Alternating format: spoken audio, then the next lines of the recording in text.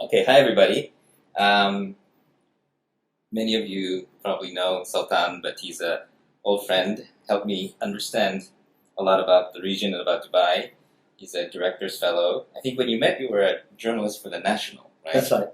And then did you get fired or something? Well, ish. Sorry, I know I told you I was. That's perfectly fine. So this is a completely candid conversation. It was January 2011. I had written, I think, one too many political articles, and then I was asked to take a break. And then sort of the break became longer than a short break. Yeah. And then I ended up, writing for various publications. Yeah. But we're in Dubai, and I remember when I moved here, I've talked about on my blog how I was moving to Dubai, and all of my, not a lot, well, a lot of my human rights friends were upset, and I got criticized on my website, and so, it has the image of being somewhat repressive. I personally felt that it was unfair. I thought it was, as any new country has a lot of things to go through.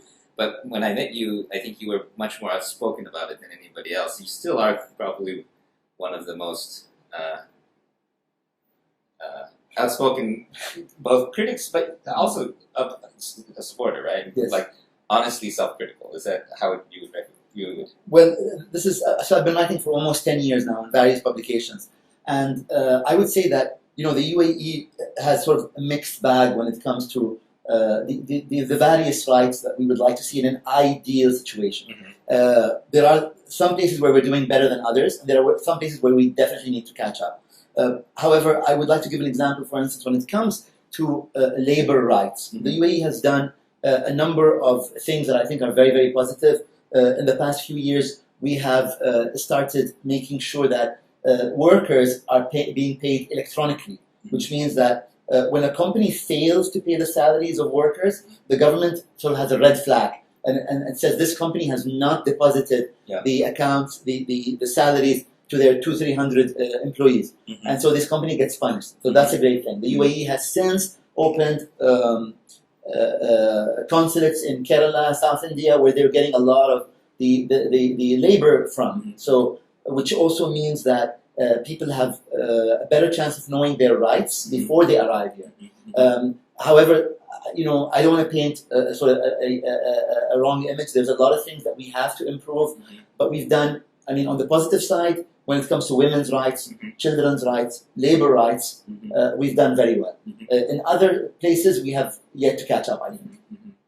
Interesting. Yeah, there was I know a CEO here, and who has many women on his staff, and he was telling me that when Sheikh Mohammed said we should give women more rights in the workplace, and we're going to support this and hire more women and promote them into important positions. He said initially he was very skeptical, but since the ruler was saying it, he did it, and then it turned out great, and now he's actively promoting women within his company. And I think that that's also the kind of interesting thing, which is that because you have, somewhat of a sort of top-down power, you can take things like women's rights and move very quickly on them, right? So just to give you an overview of women's rights in the UAE already has several women ambassadors. We have a female ambassador at the UN and some other European countries. We have one of the highest numbers of women in parliament. We have women in ministries. And I think very important gesture, we have women judges. And a lot of people in some countries, in the Muslim states, believe that women sort of lack judgment. And so I think the UAE sent a very, very positive message by appointing women judges. I think that's even more important than ambassadors. But I want to say that this might be a function of leadership, but it's also a function of the reality. The reality is that women make up 2/3 of university graduates. So if you do want, your society to progress, you have to hire women because they make up over 70% of university graduates. Interesting. And it's interesting because we're going to have some people here watching from your tweet who know the region. It's going to sound obvious, and then there's some people from from the U.S. who are probably going to be surprised. So we'll have to cater to both audiences. But that was one of the first things that I noticed when I got here, because my impression coming in from the outside was, oh, Muslim country, women are going to be oppressed, and my first talk was to a bunch of university students, and the women were much more engaged, in fact, and in many companies, you I mean, it doesn't, comparatively speaking, from my stereotype that I had was completely off, and but is it? Do you think you're leading in the Gulf in that sense, or is it true in the other Gulf states? I think in some cases we are leading in the Muslim world in the Middle East. In some instances, as I said, when it comes to, for example, having a female Speaker of Parliament. Mm-hmm. So the UAE is, I think, a pioneer in the region when it comes to having a female Speaker of Parliament. So we definitely are leading, mm-hmm. I think, regionally. However, if you want to talk about, for example, the democratic deficit, mm-hmm. we're definitely behind other countries in the region, at least even in the Gulf. Mm-hmm. If you look at Kuwait, for instance, they're definitely the leader, mm-hmm. In the region when it comes to the government elections and all that. Mm-hmm. Interesting. Have you ever compared it with U.S.?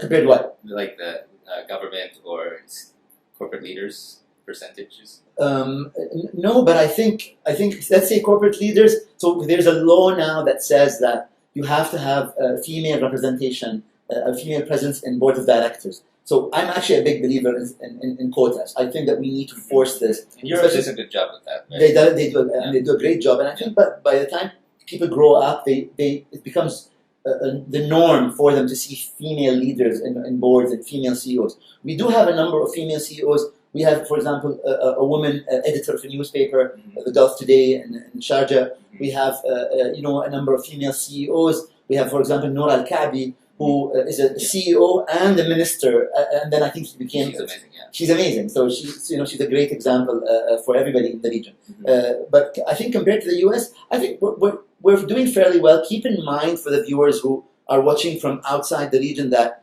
this country is fairly young. It was only founded in 1971. So that makes us, 46, 45, 46 years old now. And remember America when it was only 46 years old. No comment. Well, and when I think about this, though, it's this is sort of a separate angle, because like there are many people in Dubai who still remember when there was no air conditioning, and one of the things that that changes everything, especially for white collar work, right? And then and Dubai still, it's just two generations basically, like the grandfathers of your parents. Yeah. So I think your parents' generation were the ones that kind of built Dubai, right? So and the history of Dubai really was you became because one thing people don't realize is UAE has oil, but Dubai doesn't have oil, right? So it was really about becoming a port, and then building out the port system that built out the free zones, that then built this place into a trade hub, and now you're building the tourism on top of it, and so on and so forth, right? That's right. And one of the questions that I have, I was just talking to Badr Jafar, who has it's called the Pearl Initiative or something, which is I think one of the tricky parts when you have, and this happens in Japan, post-war Japan, you have all these amazing industrial leaders, but then the next generation kind of has it a little bit easy, right? So one of the questions is, as you become very successful,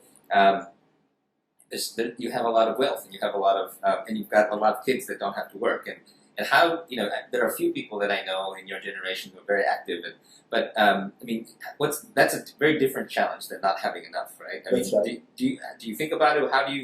What do you think? Because it's, to add one thing, so Cesar Hidalgo, who's one of our faculty, does this thing about, he maps products using trade data, and what you notice is that countries evolve into new product areas that become increasingly complex, but they're always adjacent. So you can go from textile manufacturing to electronics, like in Korea.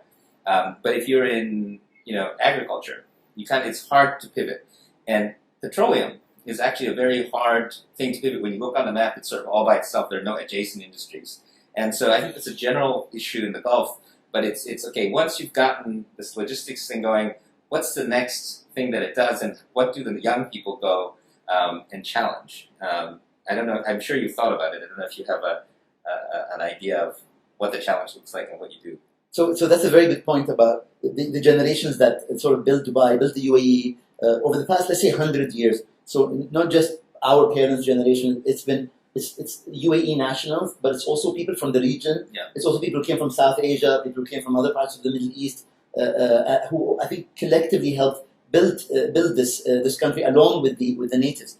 And the challenge of generational succession is a big problem, I think, in the region. We see it most clearly in family businesses, where founders have established these giant, what do you call them, kairitsus, and giant family businesses, but then the younger generation did not go through the same experience. We see it across the Middle East, and it results in the breaking apart of family businesses, unfortunately. So could this thing happen even within governments in the region? And this might actually be something that we have to worry about.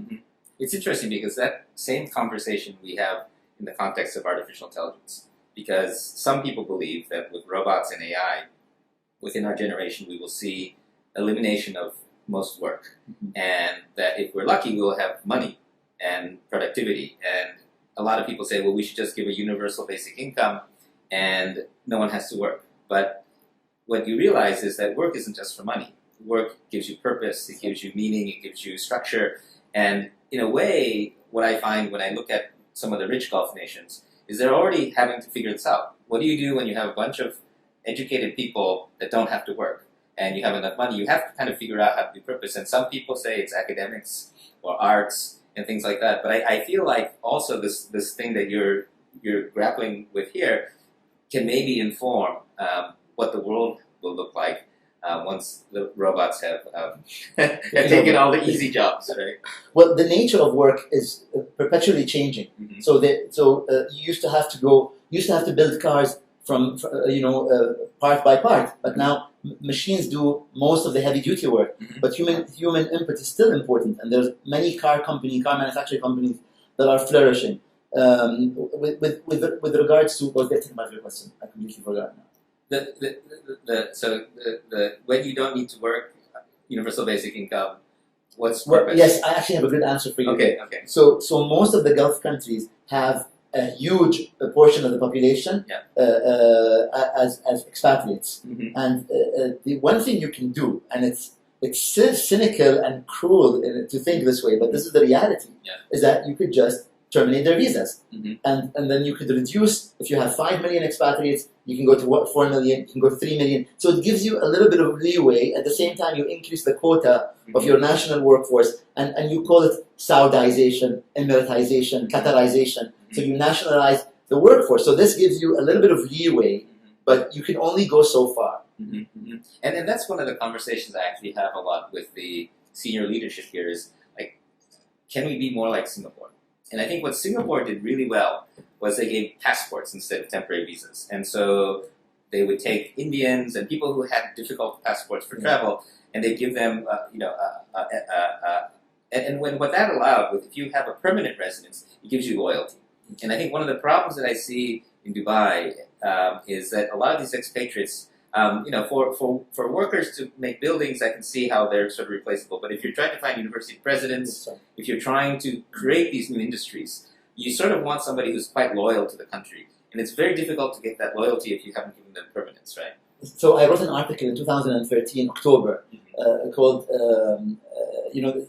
sort of pushing the idea of that some expatriates should be getting UAE passports, but there was a lot of blowback from society, articles in Arabic. The fact that my article was in English was a problem in the first place because they said that it was directed towards the English-speaking world. And then I wrote another article recently about the number of people who did get UAE passports, and people were very and how they contributed to the country. How many, is that common? Because I didn't even know it was a thing. Yeah, we did. We have given, in the 1960s, 70s, 80s, we've given dozens and dozens of people UAE passports. That's a different story altogether. Passports and citizenship is a different thing. They're not exactly the same.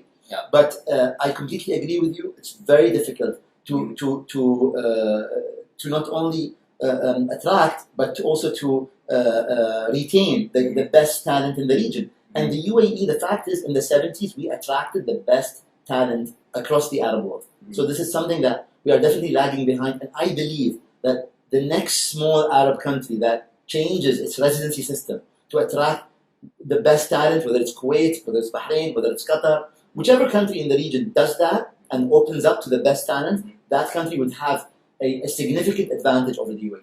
What country you think has the potential to have the political will to do that? In my opinion, a lot of people might disagree with this, but I see between Qatar and Bahrain, if the leadership there sort of considers this seriously, they could do it. Their populations are very small. They're easy to. They're sort of. I think in Qatar definitely they're easy to convince. In Bahrain there is a diversified population. You have a lot of minorities. So you have Sunni, Shia. You have Jews. You have Hindus. You have Christians. So people will accept different people much more easily than, say, other countries in the region that are homogeneous when it comes to a single or dual sect. Mm-hmm.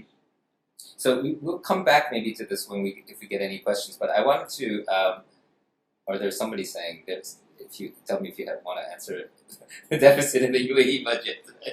I don't know if that's your job. Obviously, I'm a proponent of taxes. Something that is not happening in the UAE, so nobody, fall off your chairs. But I'm a proponent of it. I think it should happen.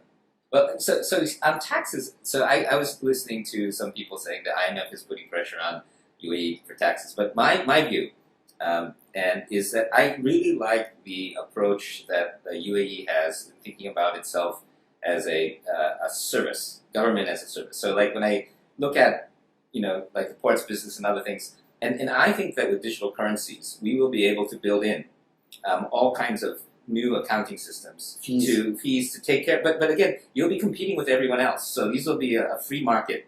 And I think that the whole idea of like VAT or income tax, those are sort of designed when accounting wasn't very good. Yeah. And we have a project that came out of the Media Lab called Enigma, which allows cryptographically secured privacy while auditable books. So for instance, you could easily do a system where the accounting system forced you to have a certain level of solvency, to pay certain fees. And I feel like what Dubai needs to do is reinvent the notion of taxation in a digital currency world instead of trying to adopt sort of a traditional tax system. Because the traditional tax system is tons of loopholes. It's super political. Yeah. Basically, rich people don't pay taxes, right? So I think if you had a very transparent system that was much more automated, I think it might be interesting. So I'm actually going to try to propose something on this topic. So to this country. So to this country. This is just between us. Just between us. Okay. So don't use VAT yet. Okay.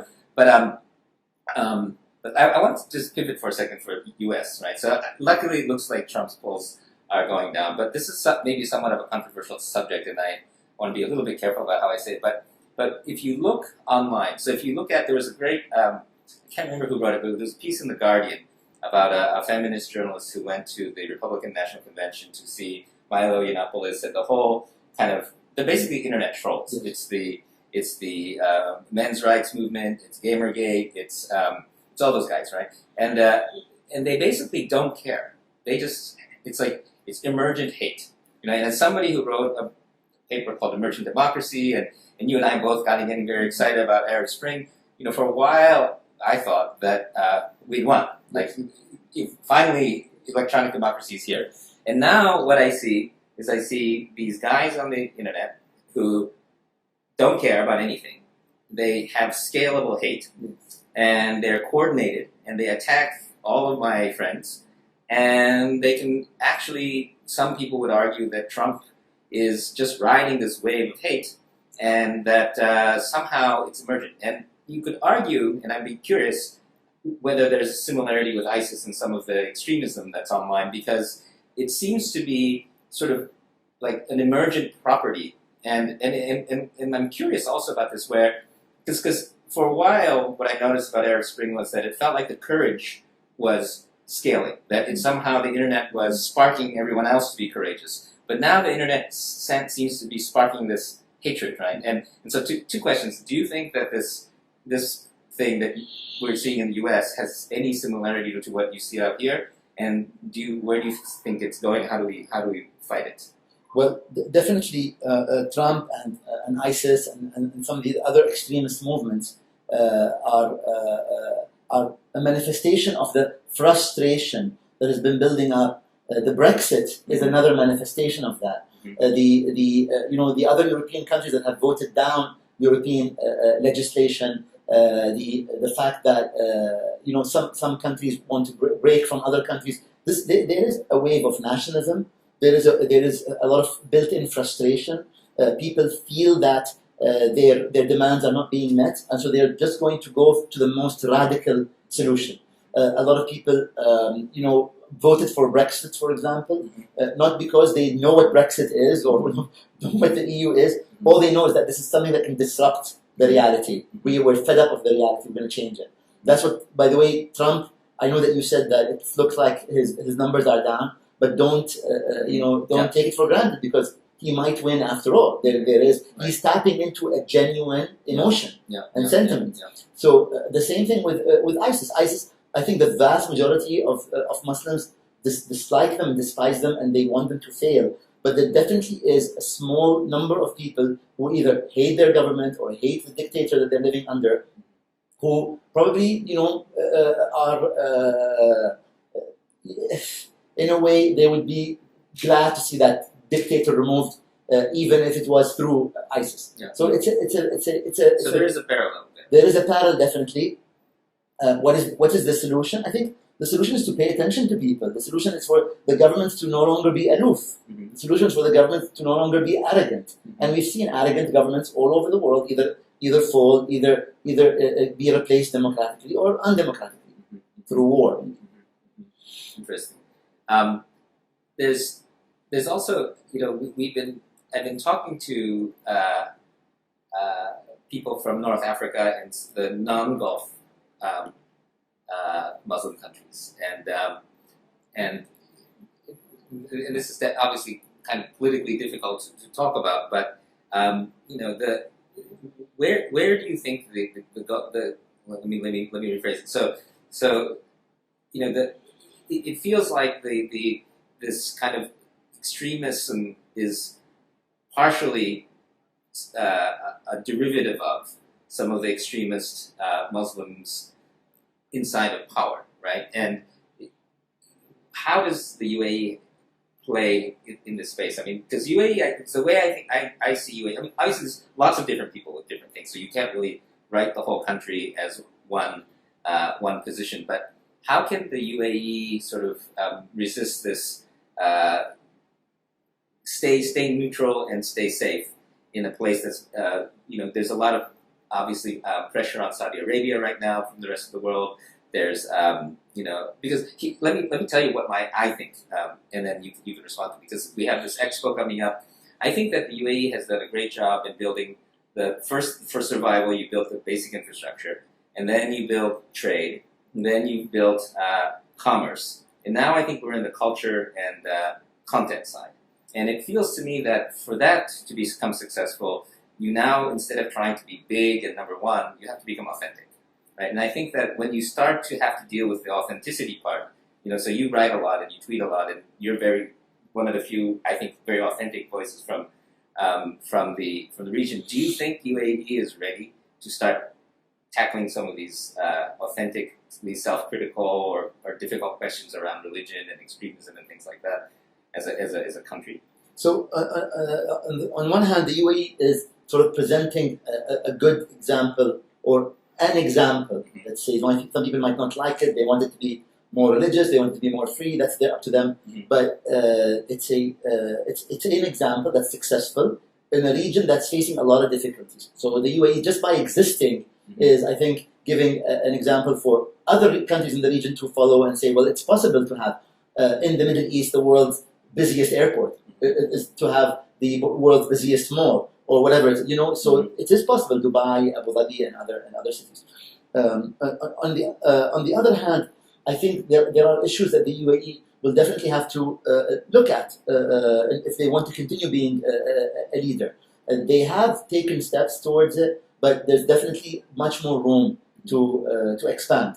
Whether it is certain freedoms that we have to consider, whether it is defining the laws. We have a lot of ambiguous laws, which also helps the UAE because when it comes to alcohol, when it comes to media, when it comes to telecoms. But I think there comes a time where you have to start defining these laws so that people know where they stand. We've seen an example last week of someone got in trouble for sharing something on Facebook. What is the law so that we avoid that? Right. We've seen or how Uber, for example, Uber and Careem, for those who don't know, were stopped from working in the capital on Thursday. The reason isn't clear. It needs to be clarified because you want to attract entrepreneurs, you want to attract business leaders and young people and startups. It's important to clarify your laws. So I think there are things that we are falling behind on.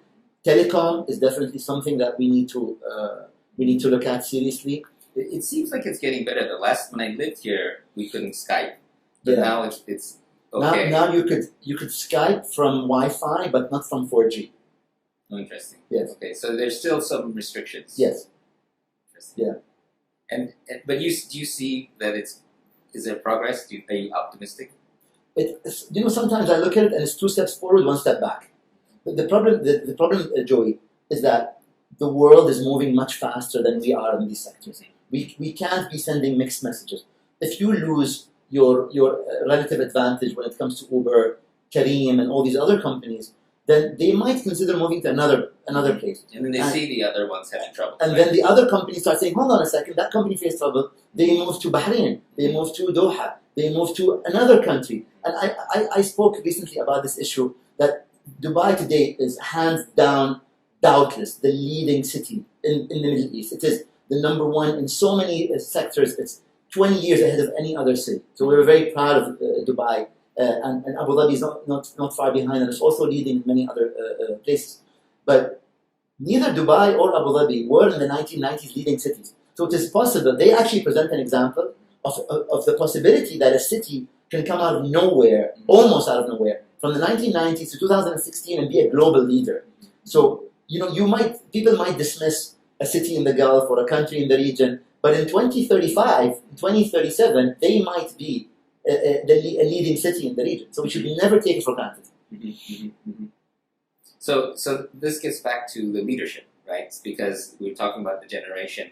I mean, I think some of the Noura, I mean, you have so many interesting people. Do you think the best people are joining in government and trying to take Dubai to the next step? And do you think the generation change will have a positive effect?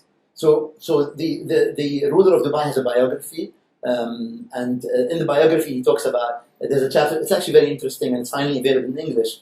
He talks about how he has these secret shoppers. He has people going and recommending individuals in government departments and say, this individual, she's doing such a great job, and she's working in a small department. Let's sort of promote her. So they have this method to finding the best talent. And I'm always impressed when I look at Dubai and I see that the government has promoted a young Emirati female or male, and I had never heard of them because of my ignorance, of course.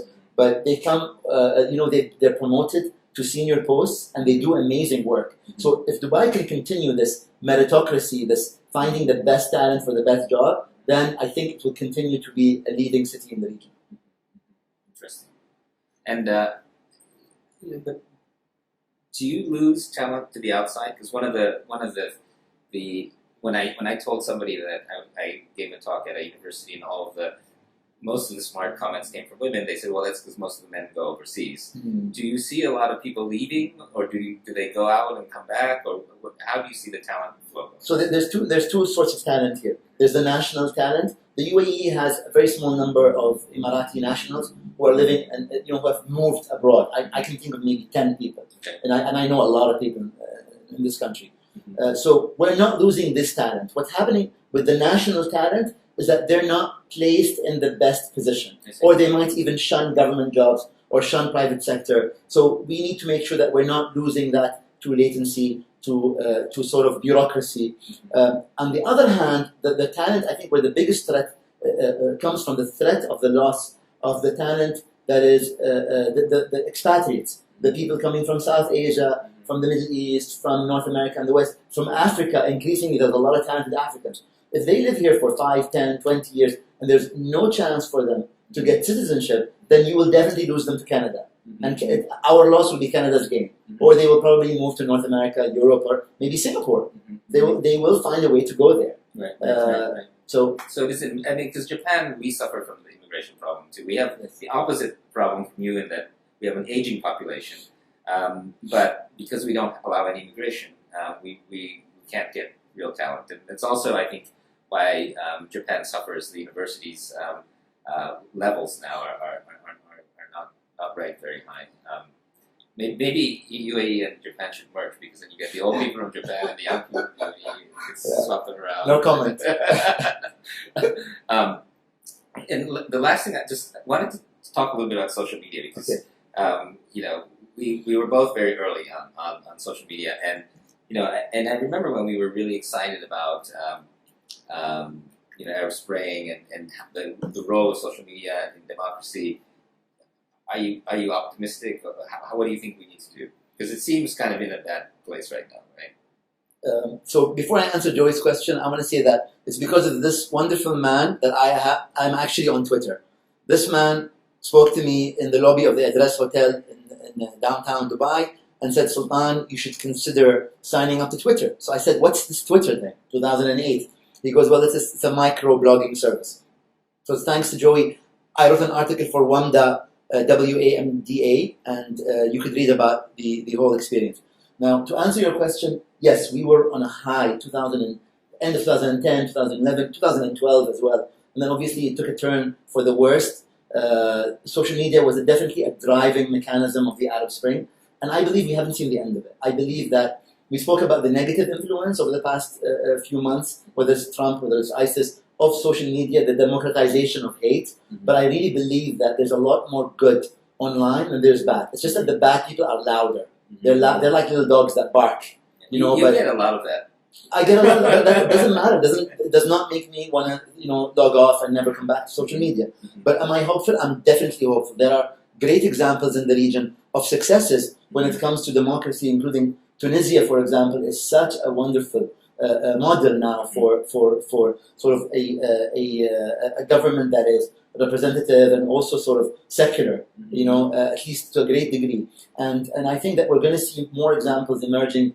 There's no way that the Arab world is going to stay forever a region that has zero democracy. It's impossible. And do you think you're optimistic right now? Because I was there a week after the revolution, and it was like felt like paradise, because I remember we were talking, and all of our friends had come back from exile, and they were having the government meeting, and they were having very sophisticated conversations, and it seemed great, and then it seemed like it went through a difficult period. But you think are you optimistic? Yes, Tunisia went through a lot of teething problems. So they had an issue when it came to the seculars, liberals trying to work with the Islamists, but they finally found a way to work together. So that is what matters. Sometimes teething could take months or years. As long as you reach the other side, you're okay. I mean, there was no war that erupted. There were some challenges, definitely.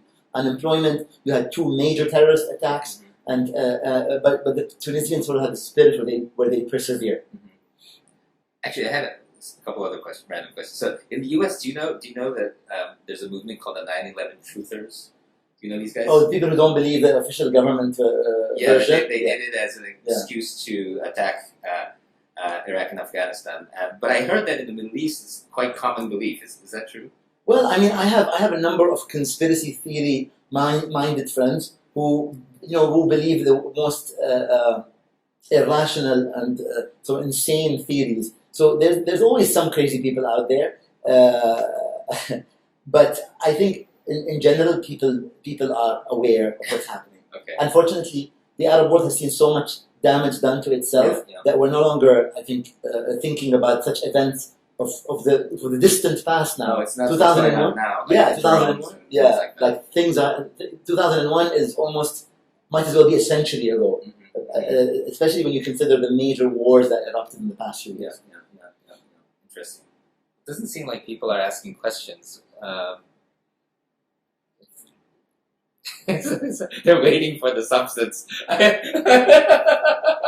Well, I have the questions. It's not loading over there. Oh, okay. Yeah, tons of questions. Okay, why don't you take a look?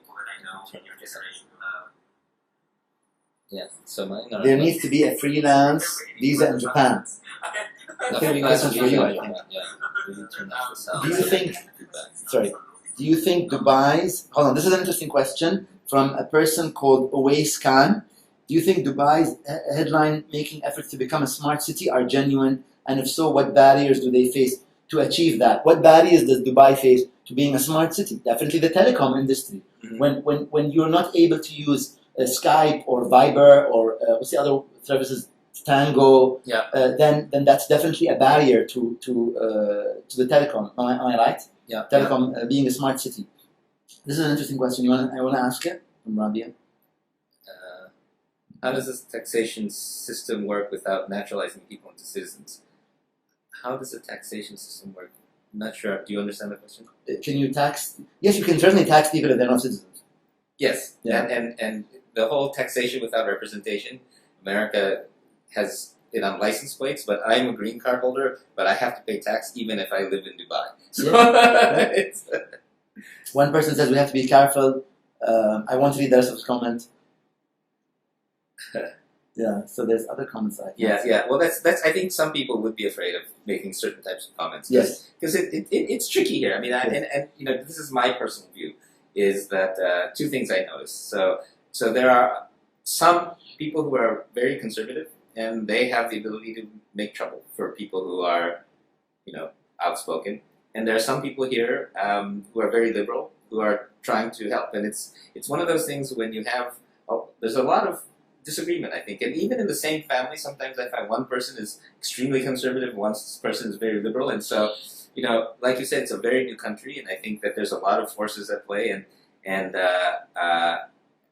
this is something, you know, that I actually, when I've spent time with President Obama a few times, and one of the things that I shared with him, I won't share his response because I don't think that's appropriate, but the whole idea of international relations, state to state, doesn't make any more sense, you know, because the people are connected, it's extremely diverse, and basically what you want to do is amplify the people who are saying things that are open and humane, and somehow give them encouragement, you know, and I think the problem is when you beat up a whole country, it hits everybody. It's kind of like drone attacks. It's like you get all this collateral damage, you know, and I think that, you know, for me, it's about positive amplification of the positive deviance, rather than trying to just sanction the whole country. And the problem, I think, also is that, you know, you have these roles like the embassy, or you have, you know, and it's all about individuals. Like, do you trust? Because like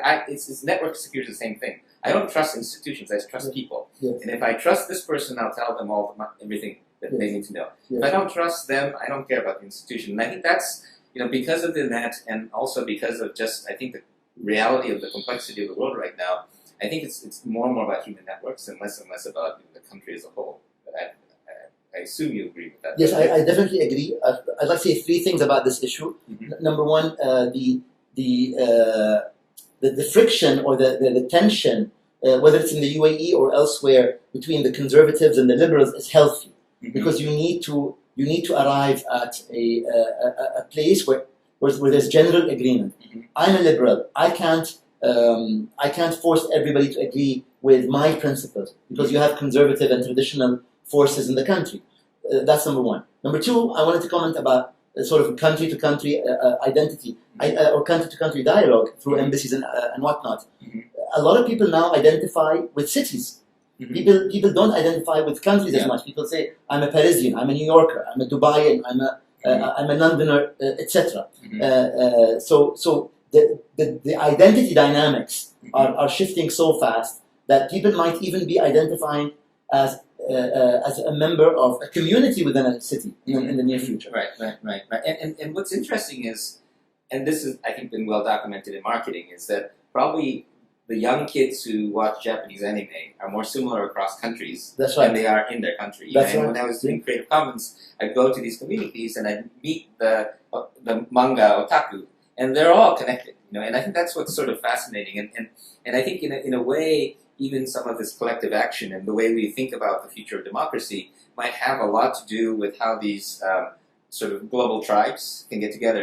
And our mutual friend and one of my faculty members, Ethan Zuckerman, I mean, that was a really depressing book that he wrote, and Rewire, which basically did a study of communications since the internet and showed that people aren't more cosmopolitan. They're not reading each other's news. They're still local, And so I think we have to do something, And the problem is you can't brute force it, right? Because you can't force people to be interested in other countries.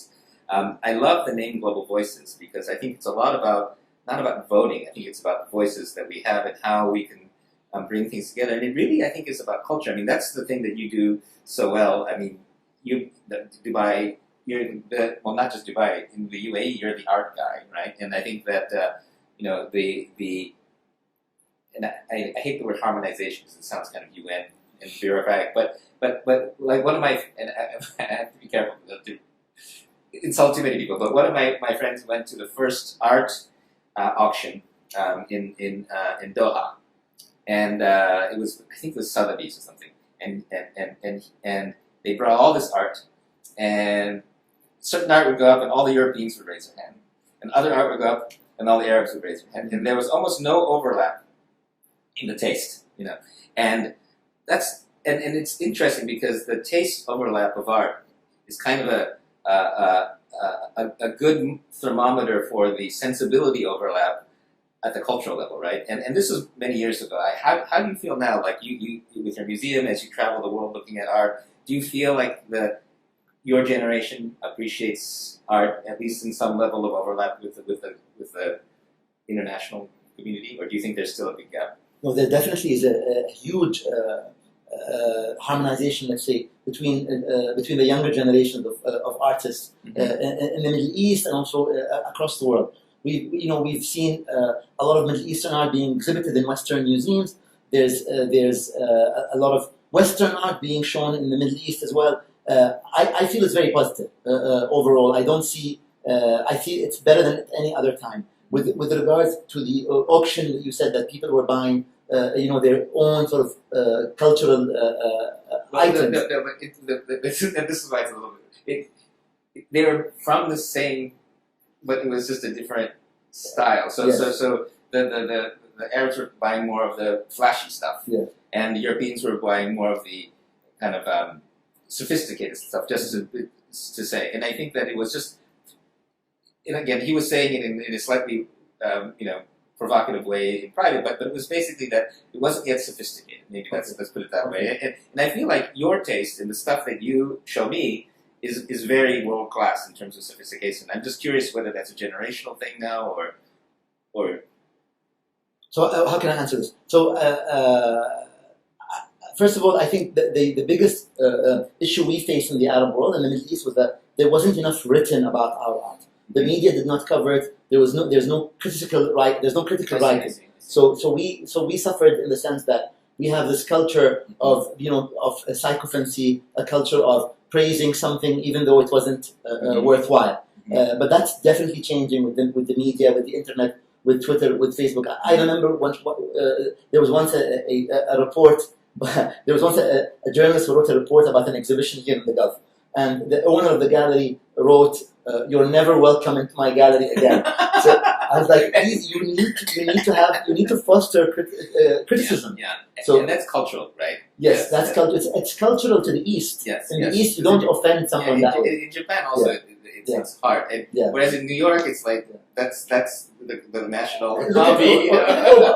Obama and Hillary, who were at each other's throats 8 years ago, and now he's backing her and supporting her. Yeah. I mean, so the culture is quite different, I think. Yeah.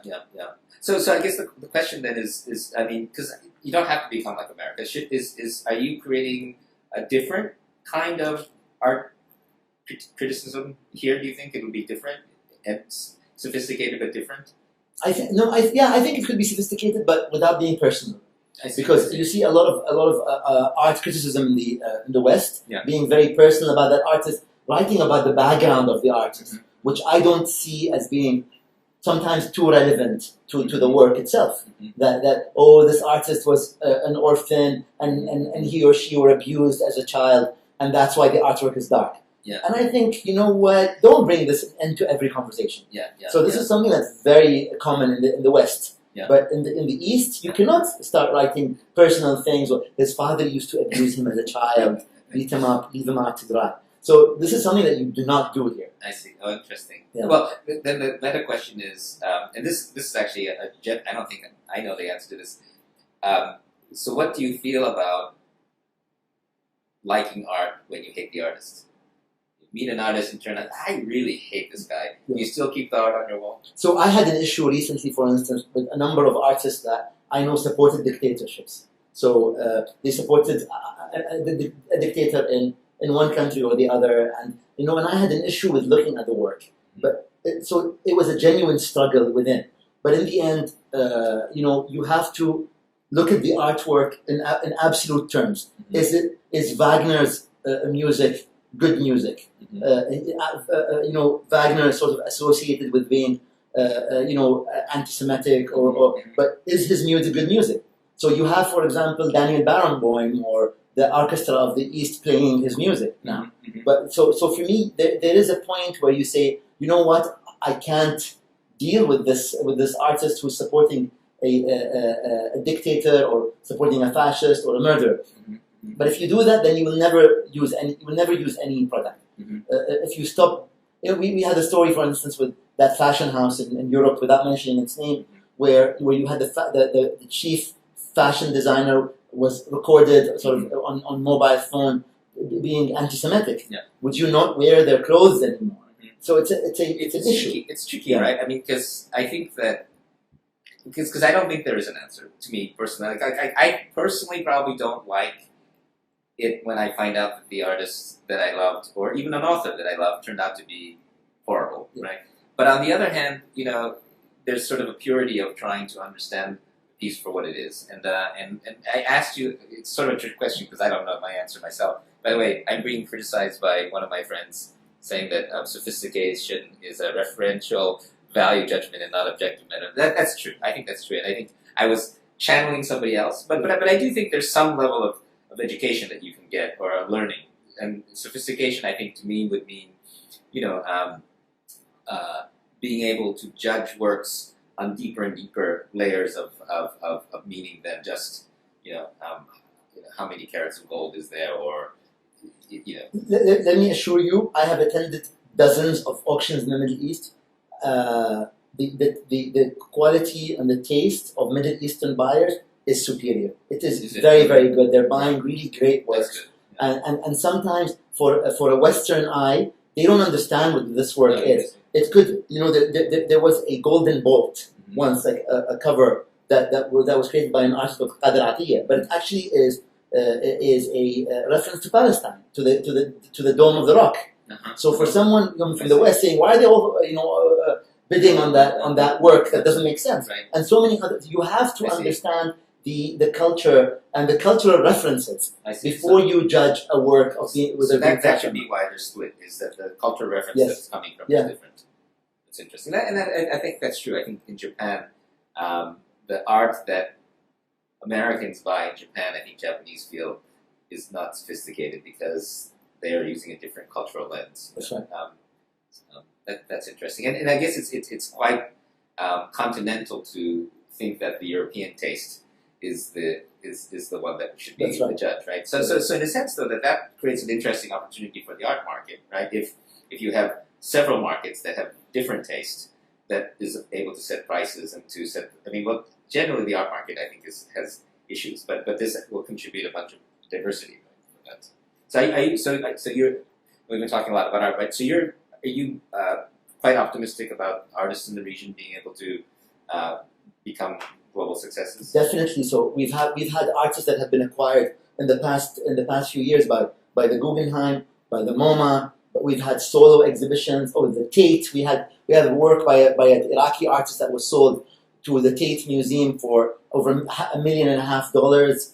We've had artworks by Arab artists being shown in top museums in the world. We have an exhibition right now at the Whitechapel Gallery in London. We're doing a show in Paris next year. We're doing a show in, I don't know if I should announce this, but We're doing a show now in Tehran Museum. So we're doing, not only are we doing global shows, but there's more interaction, and I think that's even more important, between the Middle Eastern countries. So you're seeing Iranian art in the Gulf. You're going to be seeing Arab art in Iran soon. You're going to be seeing Egyptian art in Qatar. You're going to be seeing Saudi art in Kuwait. That is very important. And not just for artists, for politics, right? That's right. Yeah. I mean, I think that's, if you step back, that's really one of the biggest problems. It's just the coordination of values inside. I really believe in. I think I want to sort of end on a positive note. Yeah. I believe that art can lessen the sectarian tensions. A person cannot foster hatred for another individual when they experience their music and they experience their culture, even their food. They're also their paintings, their photographs, their sculptures. You can't really harbor genuine hatred for someone else if you experience their culture. And I think that art is the ultimate secret weapon when it comes to combating sectarianism. I'm going to give you the last word, but there's one story I want to tell, because one of my friends that we both know is Italian, and there was an Italian journalist who was kidnapped, and she hated football. But the terrorists that kidnapped her were watching football. They were big fans, and all the media was trying to get her freed and everything. And then I might get this story wrong because it's secondhand, but the Italian football team had T-shirts that said "Free this person's name," and they said, "Oh my God, we have to let her go." Oh. And then after she says, "Okay, now I can't write bad stories about football." But it's amazing how those things. It's hard to have hatred, and it's tribal, like Pokemon too. Yeah. I've seen people from across different communities getting together and being very tribally connected. Yeah. So you think that art and culture, that's the best solution for the region? No, it is a solution. A solution.